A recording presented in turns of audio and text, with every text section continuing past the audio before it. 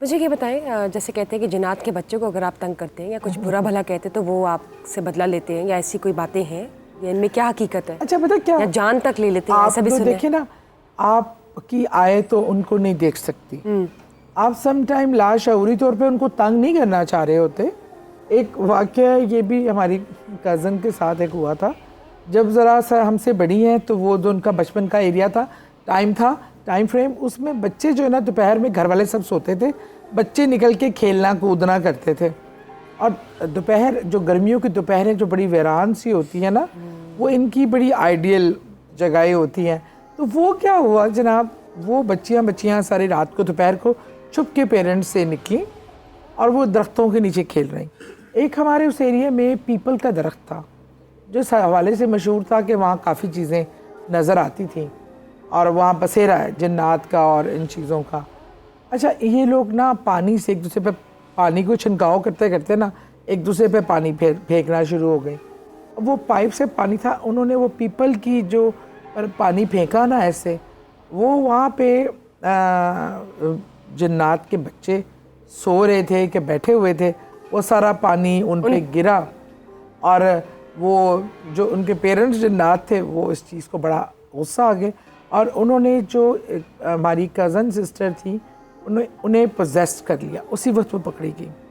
हुआ ये कि वो घर आई जब, तो वो एक अजीब गरीब अंदाज में हंसें, ऐसे से गर्दन मुड़ा के देखें, हाथ पाँव ऐसे करें। तो उन्होंने कहा क्या हुआ है उनको। वो ना बहुत काम सी बच्ची थी, वो कह रहे हैं क्या हुआ तुम्हें, क्या हरकतें कर रही हो।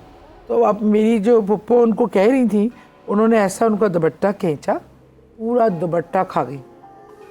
और जो आता किसी का दुपट्टा, चूड़ियाँ कांच की फुली पोजेस्ड तोड़ी हुई खा गई। अब प्रैक्टिकली ह्यूमनली कोई इंसान ऐसे करता है तो उसको इंटरनल बहुत नुकसान होगा। वो दुपट्टे कहाँ जा रहे हैं भाई, वो खाई जा रही हैं। फिर बहुत परेशानी हुई। हमारे वहाँ इमाम मस्जिद थे, बहुत ही नेक इंसान, मतलब उनकी शक्ल भी आप देखते थे ना तो रूहानियत ना, नूर, बहुत ही साहिब इल्म आदमी थे। तो इस सबको समझ आ गई कि मामला कुछ गड़बड़ हो गया। उनको बुलवाया गया। जब उन्होंने देखा, उन्होंने कहा, फिर उन्होंने वाक़या बताया कि इस तरह पीपल वाले बच्चे जब उनसे मुखातिब हुए, ये बच्चे खेल रहे थे तो इन्होंने दोपहर में जाके उन पे पानी फेंका है और इस तरह किया। इनकी तो वो इसलिए गुस्से में आके उन्होंने ये जो अभी कार्रवाई किया। मैंने कहा कि वो हाँ कह रहे हैं कि वो चले जाएंगे लेकिन अपनी कोई निशानी दे के जाएंगे, मतलब घर में कोई पता चलेगा कि वो गए हैं, प्रैक्टिकली भी साबित करने के लिए कि आपको ये ना लगे कोई ड्रामा हो रहा है। उन्होंने जब पढ़ाई शुरू की तो पहले बाजी ने चीखे शीखे निकाले, फिर फेंट हो गई। अब फिर क्या हुआ, ड्राइंग रूम की जो छत थी ना, ड्राइंग रूम में बैठ के ये हो रहा था, उसका पूरा एक कॉर्नर जो उसका एक ब्लॉक लगा हुआ था पूरा छत का, वो पूरा नीचे आके गिर गया। एक कदम का निशान नहीं होता, एक पाँव मार के जैसे कोई जाता है, पूरा धड़ाम से नीचे। वो ड्राइंग रूम का सुराख उसके बाद दोबारा फिल किया गया, लेकिन वो अलग था। वो सारी ज़िंदगी हमें ये याद दिलाता रहा कि ये उसकी निशानी थी जब जाते हुए देखे गया।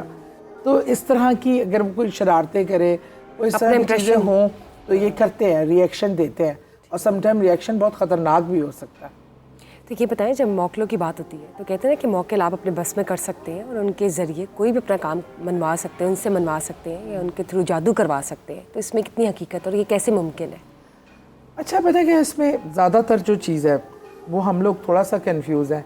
हम जिसको हम ज़ात कहते हैं और मौक्कल अक्सर कहते हैं, अल्लाह ताला ने जो कुरान में ज़िक्र है, आपके साथ एक करीन पैदा किया, एक शैतान, ठीक है, जो आपको वरगलाने और आपके साथ होता है, आपकी शक्ल का होता है, आपके साथ ही पला बड़ा होता है।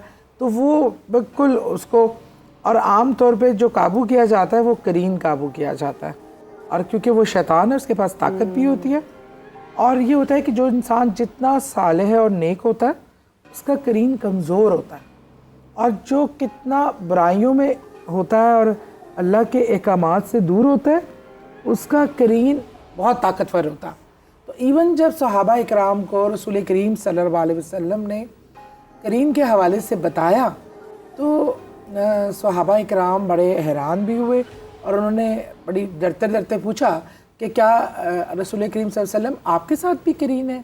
तो उन्होंने फरमाया कि हाँ, मेरे साथ भी करीन पैदा किया गया, लेकिन वो मेरे ही हाथ पे बैत हो गया, मुसलमान हो गया। और फिर वो इतनी इबादत करते थे कि उनके जो करीन थे, हमजाद थे, क्योंकि वो तो देख सकते थे, वो बिल्कुल कमज़ोर लागर से होकर बेचारे बैठे होते थे, और हम जैसों के तो बॉडी बिल्डर होंगे, जितने ताकतवर हमने उनको कर दिया है।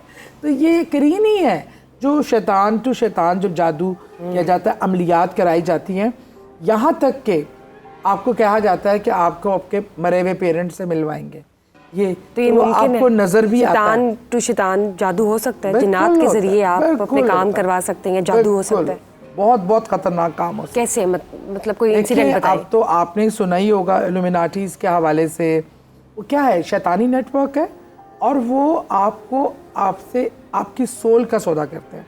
आप अपनी सोल हमें बेचते हैं, उसके अगेंस्ट उनको फेम, पैसा और उनका दुनियावी काम जो वो चाहें करवा सकते हैं। आपके साथ कोई ऐसा वाक्य जो आपने खुद से देखो अपनी आंखों से, कोई ऐसा इंसिडेंट कि जादू करवाया गया हो शैतान के जरिए या जिन्नात के? ऐसे बेशुमार जादू के मैंने देखे। मैं एक दफ़ा हमारे दुबई में घर था, उसकी बैक साइड ना बालकोनी ऊपर से देखते थे, नीचे दरख्त लगे हुए थे। मेरी एक फ्रेंड थी जिसका, मेरा 6 ब्लॉक पे था तो उसका 4 ब्लॉक में था। उसके घर के नीचे एक बहुत बड़ा दरख्त था, बहुत प्यारा।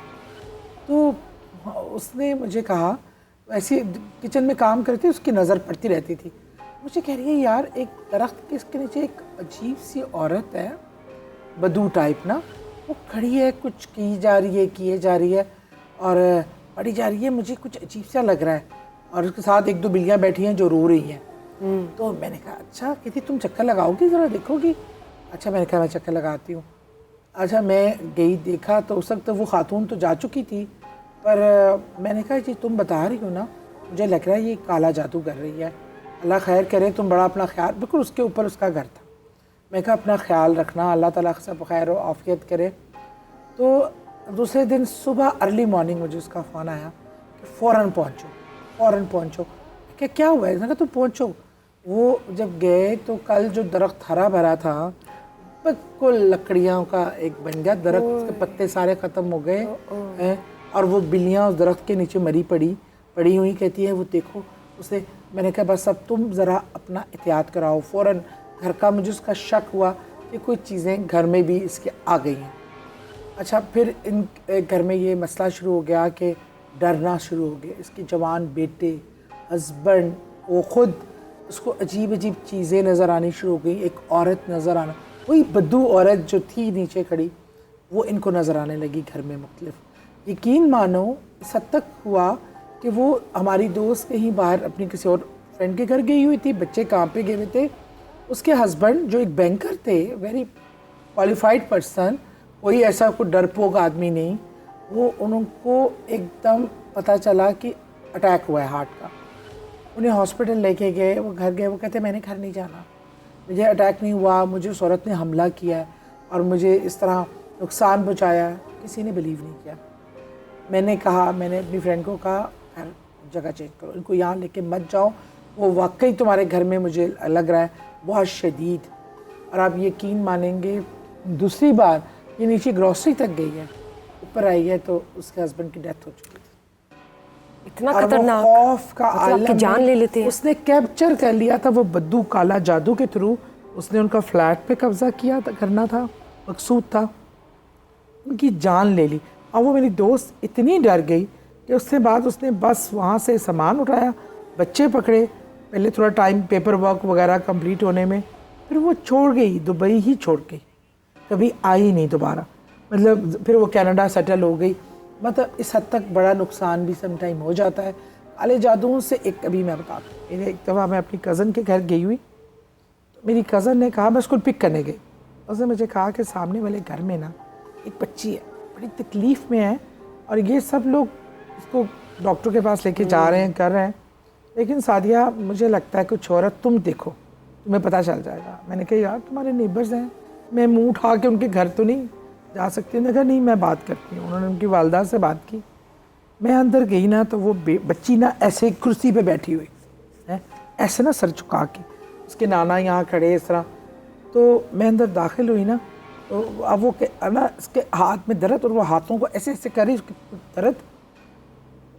तो वो सब ने कहा, मैंने कहा मैं इसको, कहते हैं पता नहीं अजीब सी अग्रेसिव सी हुई है, आप उसको पास जा रही हैं। मैंने कहा कुछ नहीं होता। मैं ना पढ़ते मैं उसके पास की, ये बैठी, जैसे ही मैं इसकी रेंज में आई ना, उसने मुझे ऐसे आंखें उठा के देखा, तो उसके चेहरे पे तकलीफ और खौफ हर चीज़ नज़र आई मुझे। बहरहाल 21 साल की बच्ची थी, 20 से 21 साल।